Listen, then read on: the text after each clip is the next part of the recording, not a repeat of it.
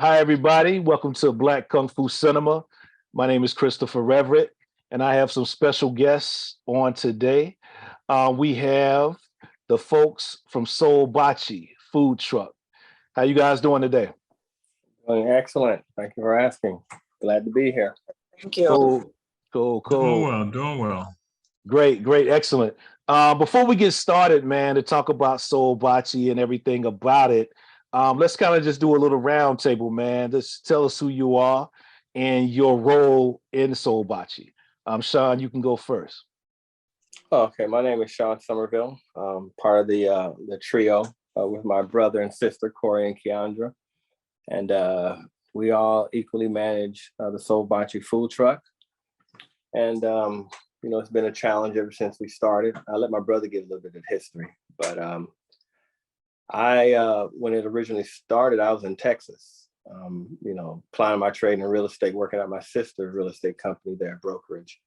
And I remember they had told me, hey, we're going to start a food truck.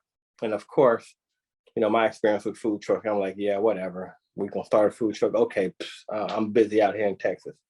And they start sending me, say Chef Leon, different sketches and ideas and everything. And just, keeping me in the loop.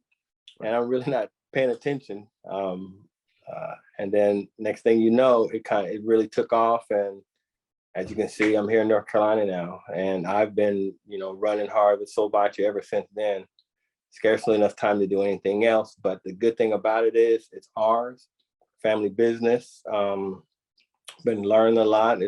At times it's been a struggle, but it's been a positive struggle. I love it. And my only regret is that we, didn't think to start something like this earlier on. So it's been an adventure, and I look forward to the continual, challenges and meeting people, meeting you. Cause as you mentioned, we spoke, it's been, was it 6 months ago or so? I think so. Seemed like forever, because you wanted it to come out and we weren't able to make it at the time because we had something else. Right. And then you contacted me again, and here we are. Looking forward to do good things. Cool, cool. Keandra, you can go ahead. Hello, I am Keandra Somerville. I am the baby of the trio. And as Sean mentioned, we all manage it together. What I don't do is cook unless I absolutely have to. It has to be like a real desperate situation. But I try to avoid that. I'm more of the social butterfly. And we just, it works. We know each other's quirks, and we just try to continue to improve and do what we can do to keep the party going. Excellent, excellent. Corey, tell us a little bit about yourself. All right. As you said, my name is Corey. Again, one of the siblings that run the whole Soul Bachi food truck. We've been doing this since 2020. I think we formed the LLC back in May of 2020, and then we actually got the truck out. I think our first event was somewhere around in maybe August, and we had our official grand opening. I think it was I can't remember if it was October or November of 20, I believe. But yeah, we've been doing this since then, and it's been growing quite a bit.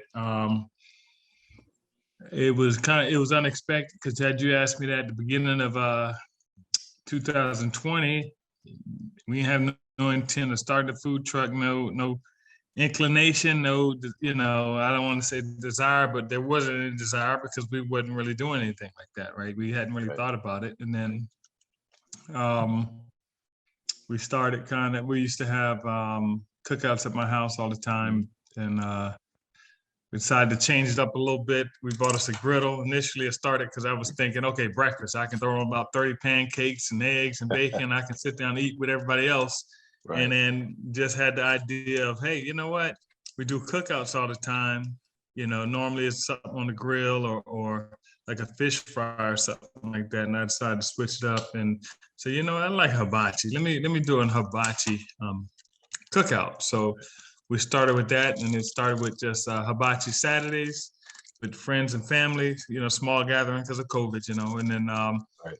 it just turned into that, you know, the friends and everybody was like, hey man, you should start selling this, you know, and then so started kind of advertising on Facebook and people started asking for it and things like that. And it just took off from there. And it got to the point where we said, hey, we need a food truck. Because one of the things that we ran into was we were always big on quality and the quality of getting it from the griddle to the people in a timely manner to where, okay, you know, it was warm and it was, you know, right off the griddle. So, you know, we say, hey, we got to get a food truck so we can give it to the people fresh off the griddle, you know, nice and fresh and everything like that. So that's kind of how it started. My friend Mike kind of helped us. Well, he came up with the name because we were sitting there trying to decide on the name. And we said, hey, we're going to do this. We got to have a name. And we went through several different names. And when Soul Bachi was said, it just fit. It is like, yeah, that's it. There was no debate about it.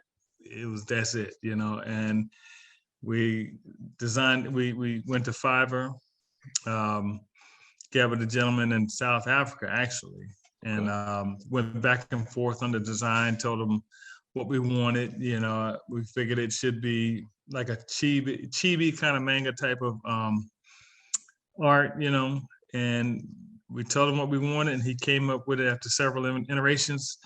When we finally got to it, it was like, that's it right there.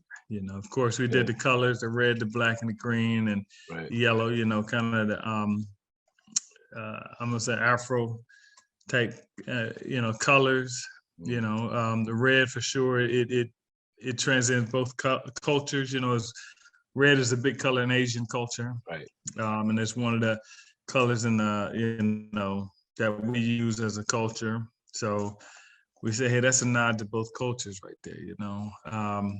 That's why we feature it like we do in the logo with the red background, red circle, kind of a nod to the Asian culture. So it kind of all came together. It all blended together with the color and everything like that. And Chef Leon, it just all came together. Excellent, excellent. Yeah, so let's get into I guess the next part of my question, and anyone can answer it at any time. I guess, you know, seeing you guys got Soul Bachi, so it definitely shows there's some type of martial arts influence, you know, with this whole concept. Are you guys big fans of, like, I know Sean is, so the rest of you guys, and including Sean, you can answer as well. How has, I guess, martial arts movies, kung fu movies, kind of influenced you with this venture as well? Well, I say it plays a part because it just seems like ever since we were kids, it seemed like Asian culture has always been kind of,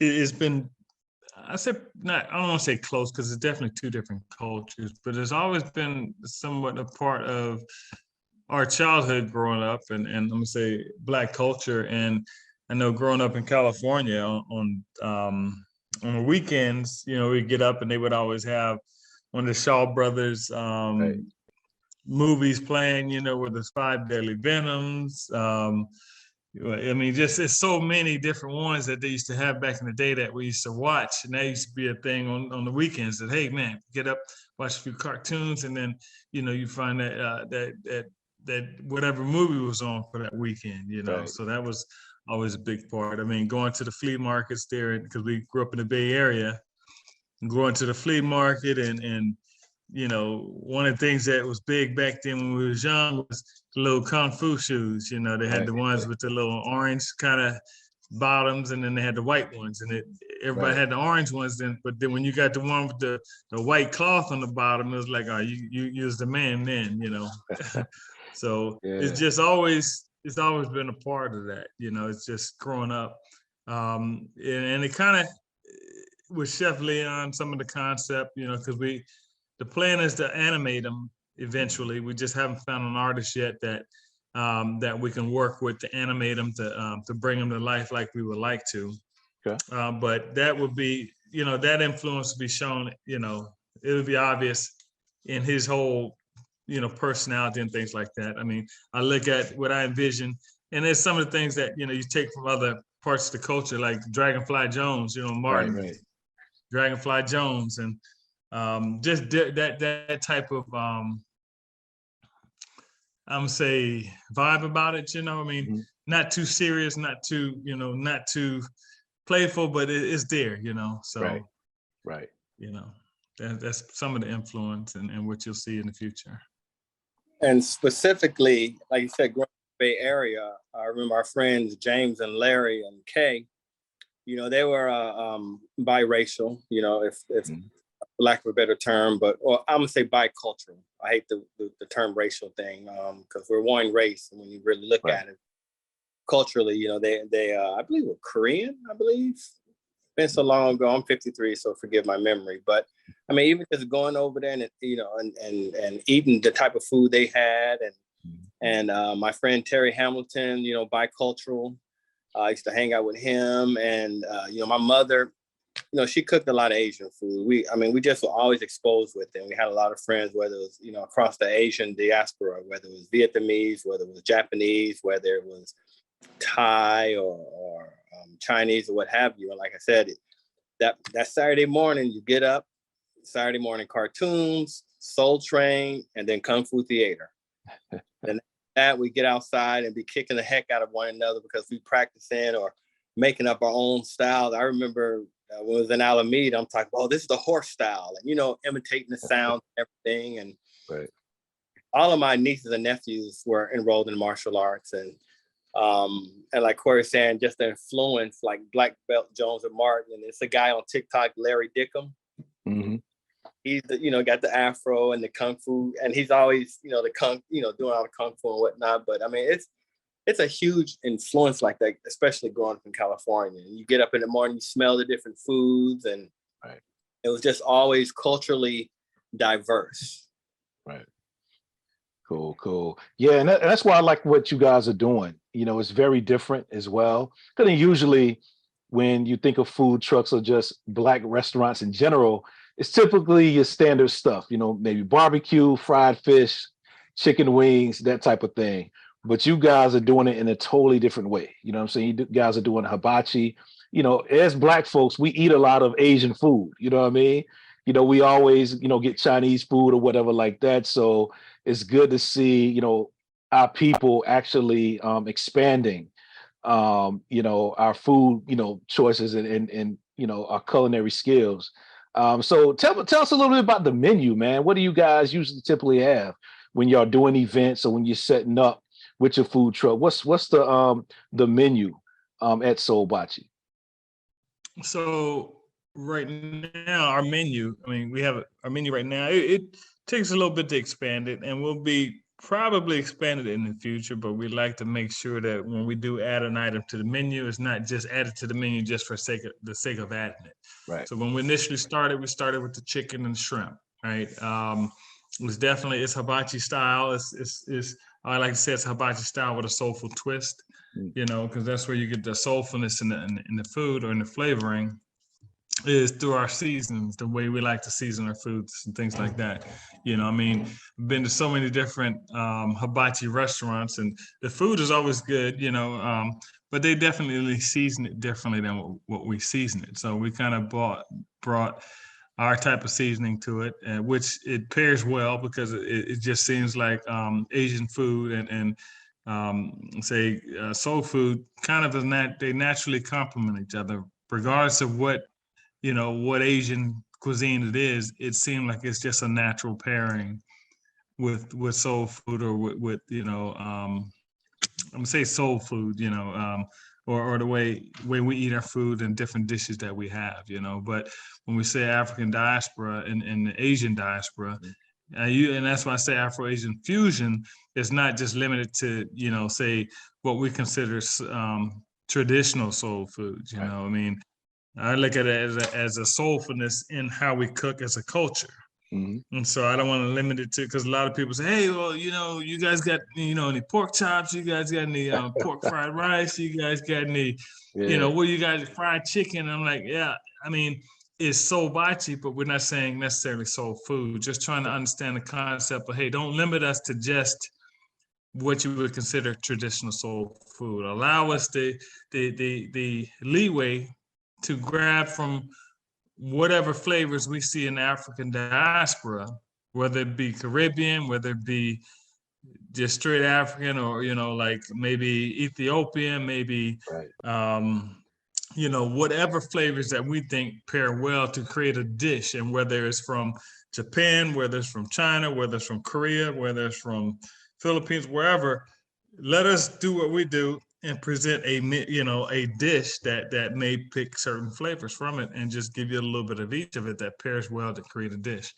But as we like I said, the shrimp and the chicken, we did well with that. We decided we wanted to add a beef. We didn't go with steak because it's so many different ways to cook the steak. Some people say, I want mine rare, I want mine medium, I want medium rare. Everybody has an idea of what that, the way they like it. So we figured, hey, that's just too much room for error. So after it took us about 6 months to come up with it, we chose brisket. And we thought, hey, that'll be a nice compliment because, it's you can do so much with brisket. It holds the flavor well. The fat content allows it to flavor well. It does not dry out on you.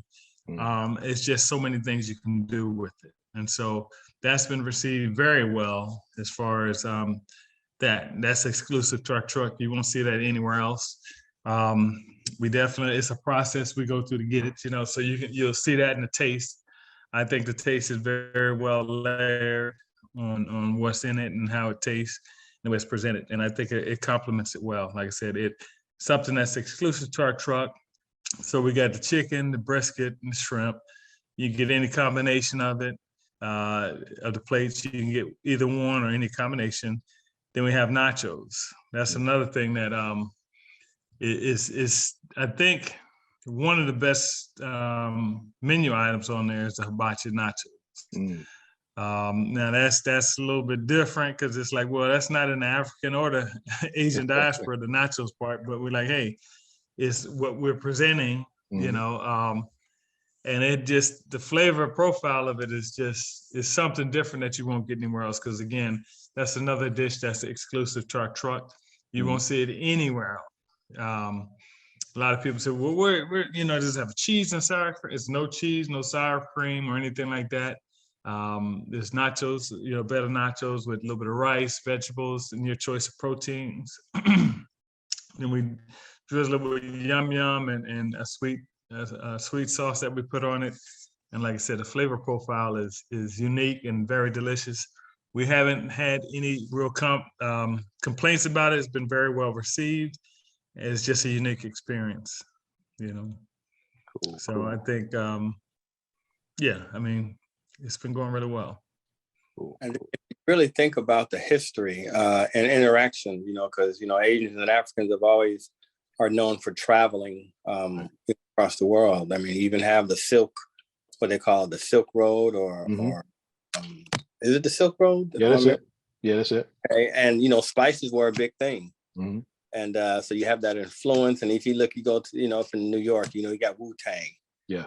They come, if anybody that watch, they know Wu-Tang, where it comes from, the 36 chambers and all their theme and how that is. And I even like the Afro-Asiatic influence and stuff like that. So, I mean, it's a very diverse flavor profile to pull from. And it's been going great. And it never gets boring, and you don't have anything that would limit, what we provide as far as cooking spices.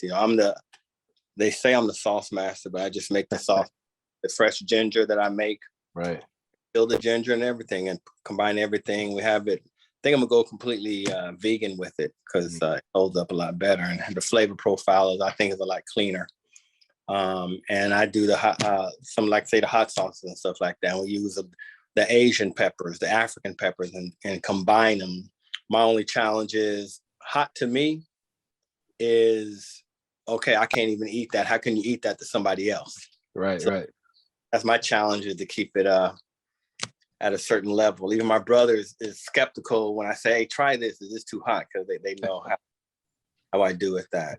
But Cool. But yeah, like where are you guys based out of? Where you guys based? And then also, how far of a reach, since you got the food truck, you're mobile, where are you guys based out of? And I guess, how far have you actually went to spread, Soul Bachi? around North Carolina?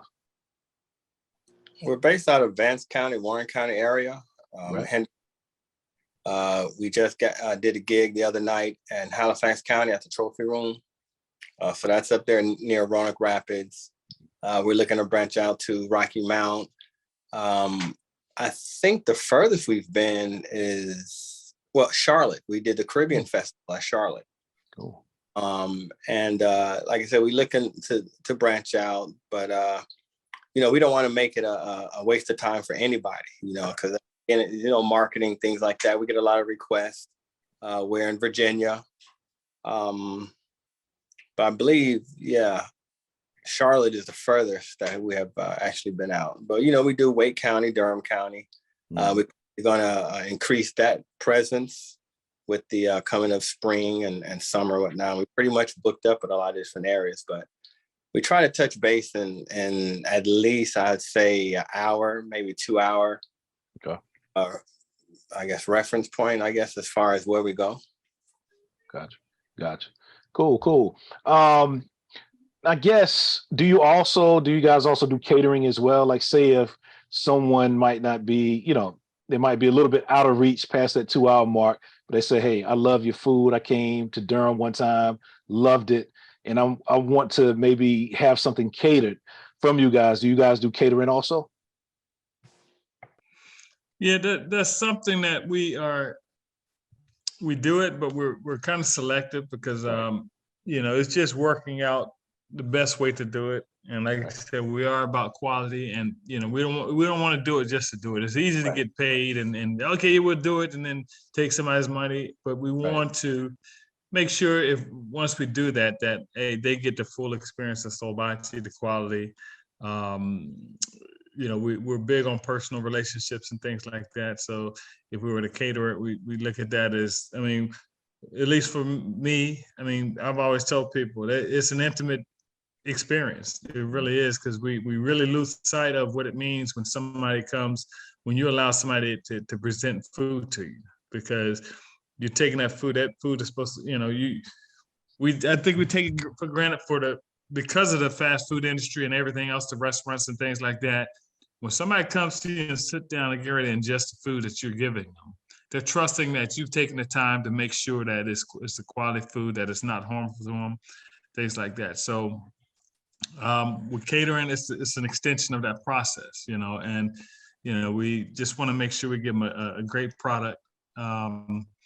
So it's something that we've been doing kind of slow. We've done a few here and there, but we haven't opened it all the way up, because like I said, we try to be particular about how we do it, because we don't want to expand before we're ready to do it.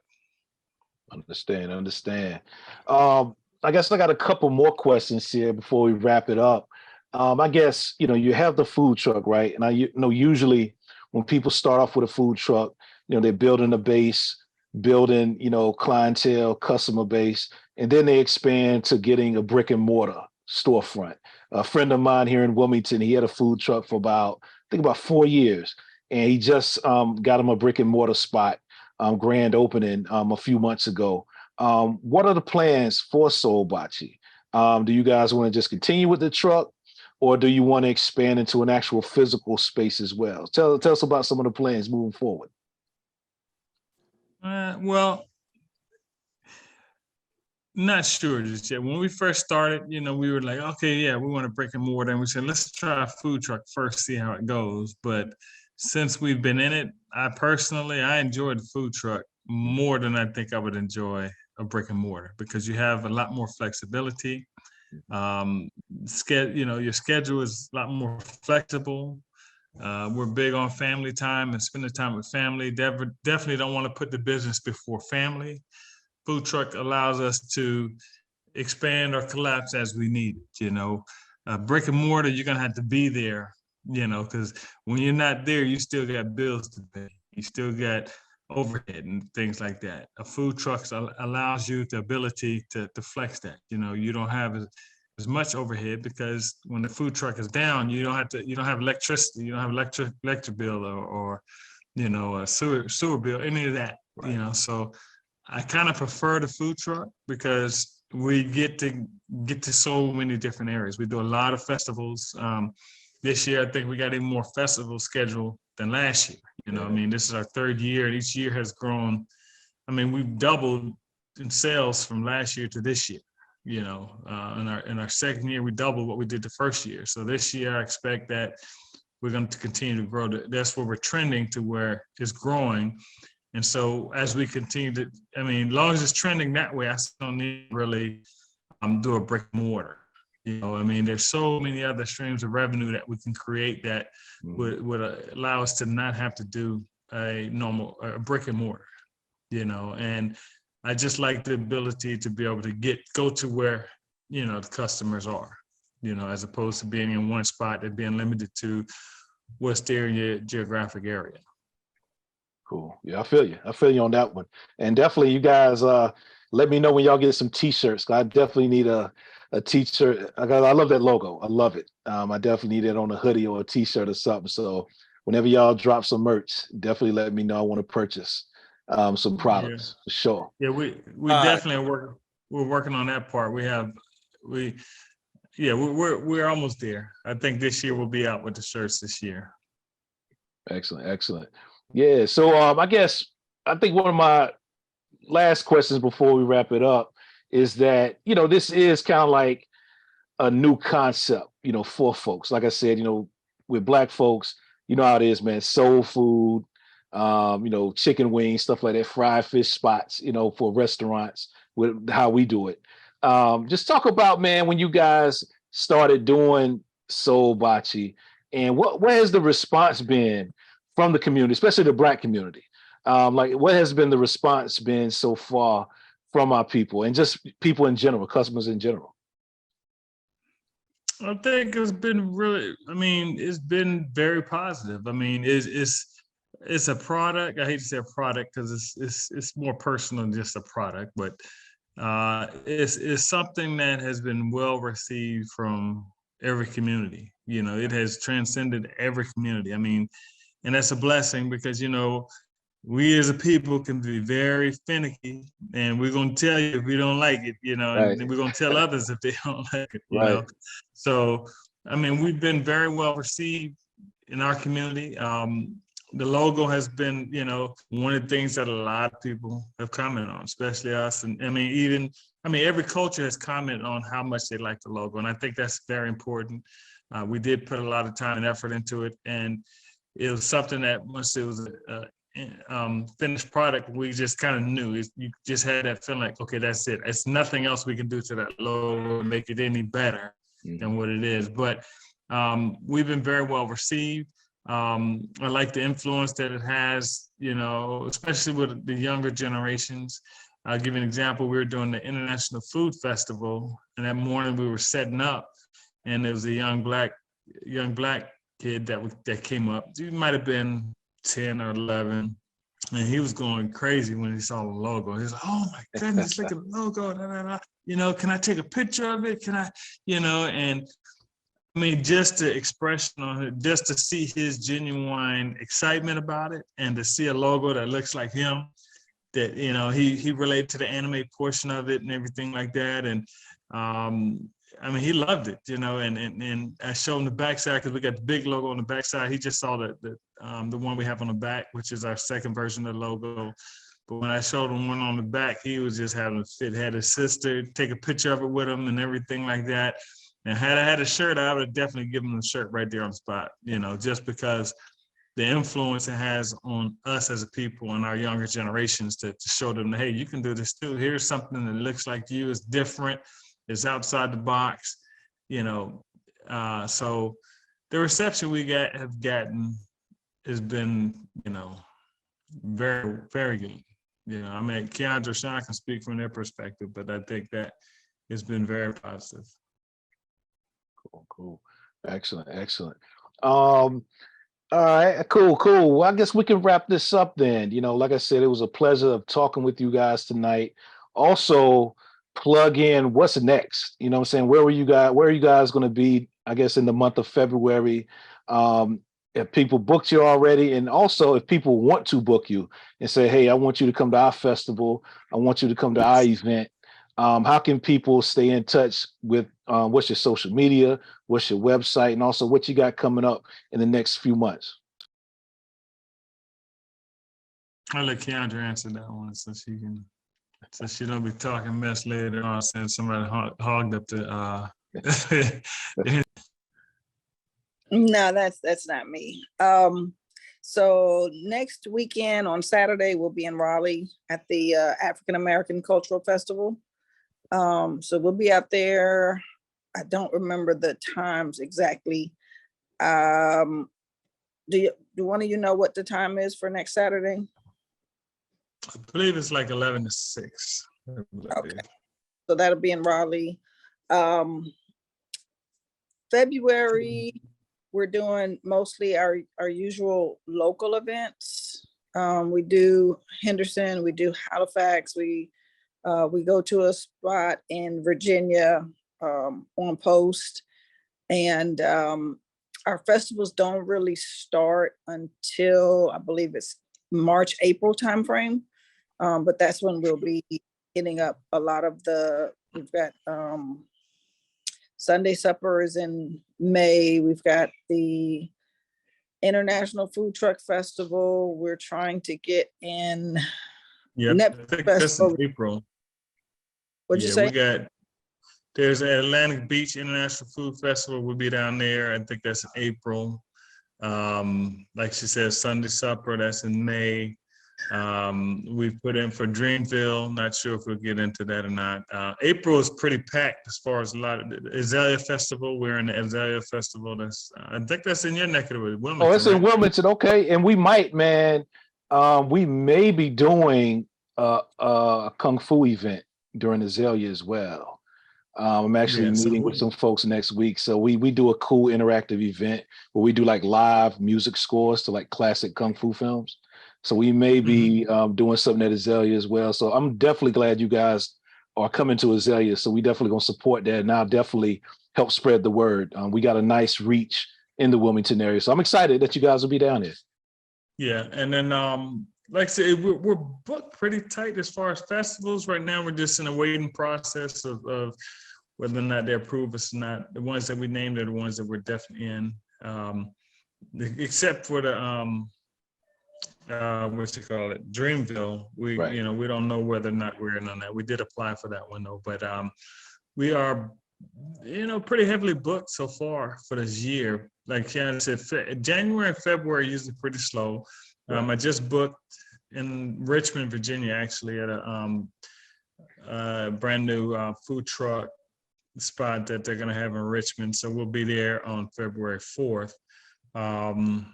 So because of our location, we can kind of go between, say, Raleigh and say Richmond and different things like that. Like Sean said, 1 to 2 hour radius from where we are is what we normally travel.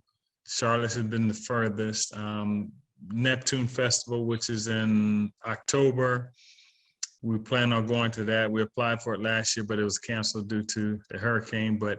So we'll travel. If it's a worthwhile festival, we'll travel to it. But from a business perspective, it definitely has to be a certain size. We don't normally, you spoke about how does somebody book us. Normally we have a booking fee, especially if because it costs money, to be honest, to move the truck, right? So we can't just, we've gotten contact from people, hey, we got a party, it's gonna be about 10, 15 people here, can you come through? And it's like, yeah, we can't do that. Right. I would love to, but we just can't, I mean, we have a minimum, but they can book us through our website. Well, we have our email will be booking@soulbachi.com. Not to interrupt you, but we do have the link tree, I guess / the one that goes like that. So Linktree/Soul Bachi, and that'll give them access to our schedule and whatnot, or different links they can click on, whether it's merchandising, they can sign up for the email to get updates, et cetera, and so forth. Also, Street Food Finder is an app that can be downloaded, and you just go there and put in, our name, and it'll give you a schedule, you mentioned about February specifically. We're doing the February 10, the Creedmoor Market and Wine Shop. Slotted for the Black Farmers Market in Durham, Saturday, February 18th. Okay. I think 11th also. But Street Food Finder is a convenient app that you can download and put us in there. But definitely Linktree/Soul Bachi. I'll give a quick, easy access for all that information. Linktree.com/Soul Bachi, right? Yes. Yeah. So I forgot the .com. Yeah, we'll have, and we're going to put. Oh, go ahead, Corey. Yeah, we also have an app that we're going to be bringing online hopefully this year. We've been working on it for a little bit, but with our schedule, we haven't been able to really focus on it. But we do have an app that'll be downloadable from the Apple Store for people to put on. And what we intend on doing with the app is there'll be exclusive menu items that you can only get through the app. And you won't be able to get it by walking up to the truck. So that's in the making. I mean, we got a lot of different things that we kind of are working on, and it just takes time to develop them and make sure that when we put them out, they're correct. So it's a lot of stuff coming. Coming. And when he said we working on that's the literal truth, because a lot of everything we're doing is hands on. Right.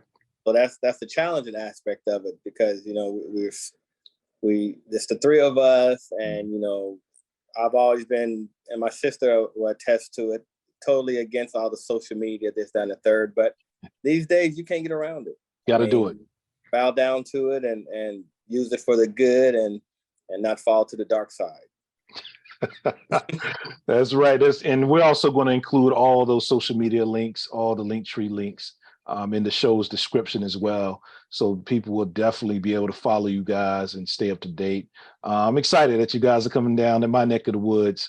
So, and also next week, I think I'll be up in the area of the Triangle. So you guys say y'all doing something next weekend, right? Yeah, let me double check here. So, it's the African American Culture Festival. It's at the Museum of History up there in Raleigh. Right. And it's a Saturday and Sunday, or just Saturday? I believe it's just Saturday. Okay. Yeah, we're gonna we definitely because I'm doing something in Cary Saturday, but it doesn't start till 2. So I'm gonna try to hit you guys up at 11. And give me a couple of plates and then get back to Cary real quick. So me and my wife I was telling her, I was interviewing you guys today, so she ready to check out the food. So yeah, we're gonna get there at 11, get what we need to get, chop it up with y'all, and then we're gonna scoot back to Cary. So I'm looking forward to it. Oh yeah, we definitely nice and hot and delicious for you. Cool. And also I'll share the info as well with the audience to let them know that you guys will be there this Saturday coming up. So we'll definitely promote and let spread the word about it for sure. Cool. All right. Well, again, it was great chopping it up with you guys today. This is Chris Everett with Black Kung Fu Cinema. Today we had an excellent conversation with the owners and founders of SOUL Bachi. You guys have a good one. Until the next time, peace.